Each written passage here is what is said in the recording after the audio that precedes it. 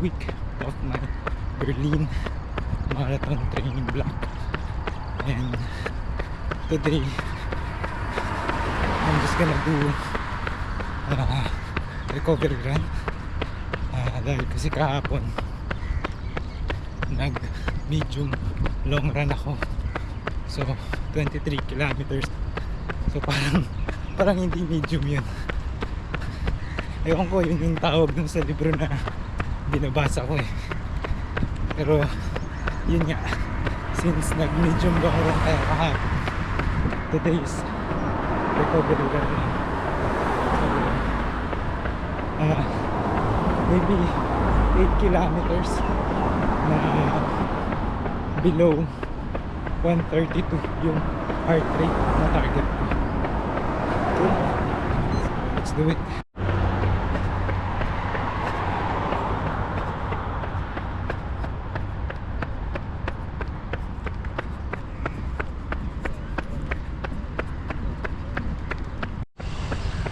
So just to give a brief explanation on the purpose of Easy Run. Well, Easy Run is there to help you recover by allowing for more blood circulation. So ang Easy Run is it's not intended to create a stimulus.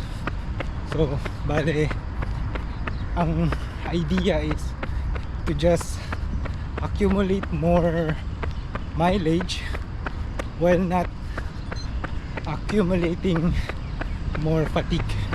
So basically yun yung idea. Dapat pagkatapos ng easy run mo, feeling mo parang refresh ka or recovered. Hindi nga kaya nga recovered nila. Hindi parang nag-training ka, kasi iba yung intended purpose ng run na to. And sa according nga sa libro na binabasa ko, karamihan ng mga tao na nag-recovery run, sinabi ko ata sa umpisa ng video, easy run. Well, anyway, karamihan nga daw ng nagre-recovery run is they're doing it too fast.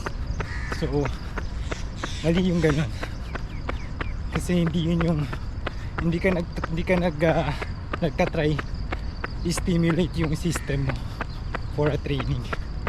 Ang idea lang nito is to recover, that's it. Ito yung tawag nila na active recovery.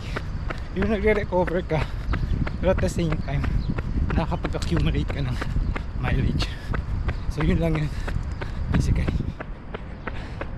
Ang gloomy ng araw today, pero ang init at ang humid. Hindi ko alam kung good ba to. Maganda walang araw, pero sobrang humid naman. Saka pangit sa video.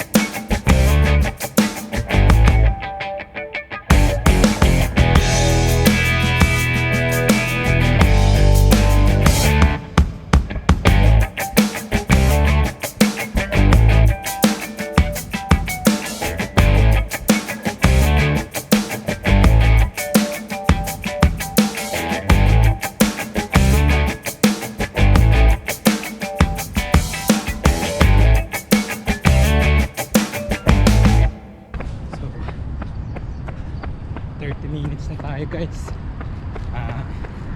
Ang target ko ngayon is dapat 1 hour, kaso late ako ng start, so bukasan natin ng 15 minutes.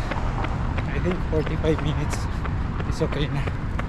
Again, di naman tayo nagtatry mag-stimulate ng things sa system. The goal is to recover lang. I think that's enough.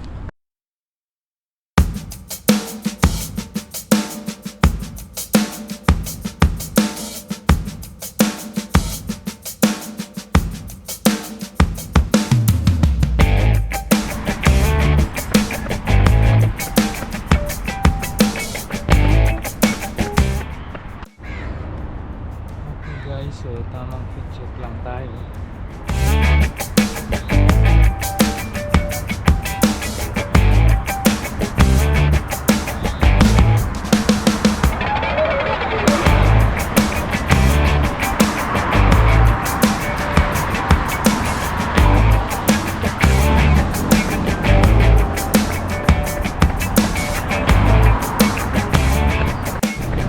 Nakakain na ako, tayo na ako. Ito yung isa sa mga worst feeling pag pag natatay ka na, instead na recover tayo, nahaluan ng sprint.